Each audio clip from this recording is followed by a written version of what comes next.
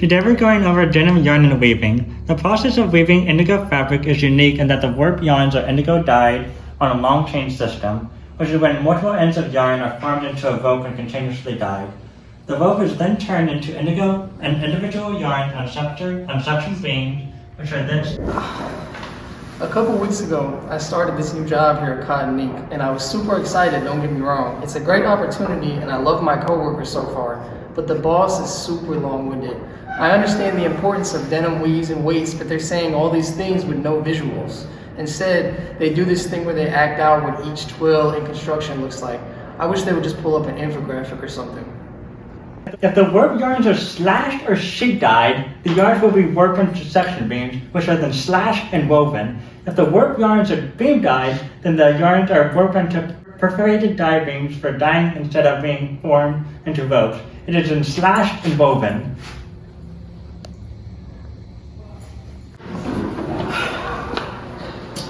Normal processing includes desizing, preparation, dyeing, and finishing.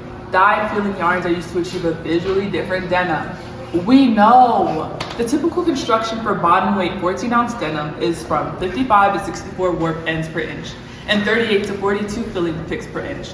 We went to school for this. We were hired for a reason. Yarns that are used in denim fabrics are called short stapled spun yarns because they are formed from fibers having a staple length of less than 2.5 inches. The two most important spinning systems used to produce yarn for denim fabrics are ring and open end rotor spinning. Did you know the number of warp ends per inch is sometimes referred to as the fabric slate, and the weight of the fabric will influence the amount of sizing left on the finished fabric?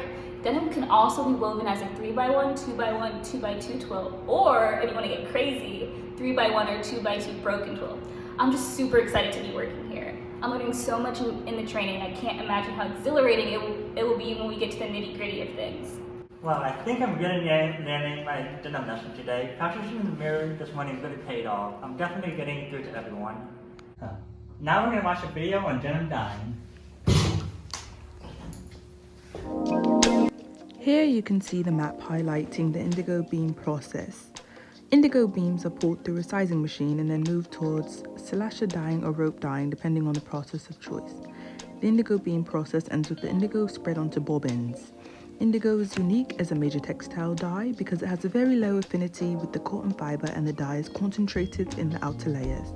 Indigo layers are placed on the surface of the yarn by repeated dipping oxidizations.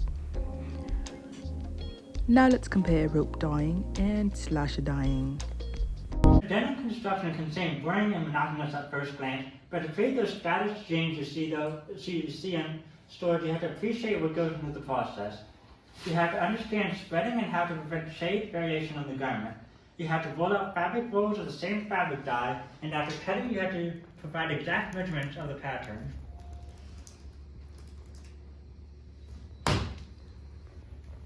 Last week our manager gave a lesson on denim construction and nobody paid any attention. It's their own fault for using Canva. Canva is so boring. People learn in a lot of different ways, but in my experience is the best teacher. I hired my friend, our client, to teach them a lesson. Today, denim's gonna save lives. Yeah, so I'm really gonna get them this time.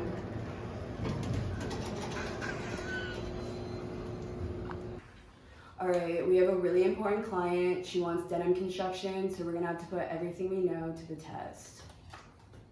Hello everyone, I am on a very tight deadline for a very big company. I am going to need 20 denim-based garments by the end of day today, or I will leave a scathing Yelp review.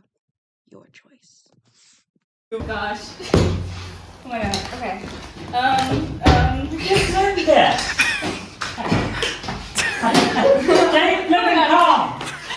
Honestly, I'm excited to meet a tight deadline. I'm tired of being the only one who knows proper denim construction around here. I bet they don't even know that you have to use a heavy-duty sewing machine due to the heavy weight of denim. Calm down. Just recall the basics of garment construction. All you have to do and all you have to remember is spreading, cutting, sewing, and the details. Front panel, back panel, patch pockets, or hug pockets. Adding the yoke to the lower panel with the jean back line, attaching the zipper to the front. creasing the seam with the back edge of the snips to ensure that the underlying plots of fabric fall in the appropriate direction. That's it, we can do this. I just went over this, okay? I just went over the garment construction, okay? Take off. I don't know about all this construction business. I specialize in our weaving department. I can only think about the basic weaving motions, shedding to determine the design, filling insertion to determine the range of speeds, bead up to push the inserted filling yarn into the fabric, and warp control, which determines the rate at which the fabric will be made. That's all I got.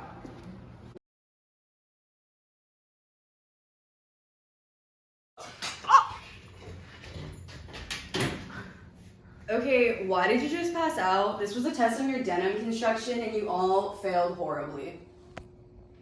Is it okay if I just stare at the camera? Is that gonna look at this? Yeah, put it more.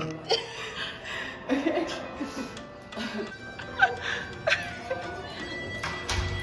Calm down, guys. Yeah, like calm down, like remember. Yeah.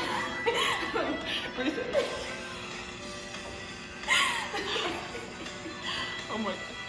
I'm ready whenever you guys are. Oh my god! Oh my goodness! What? I hired my friend, our client, to teach them a lesson.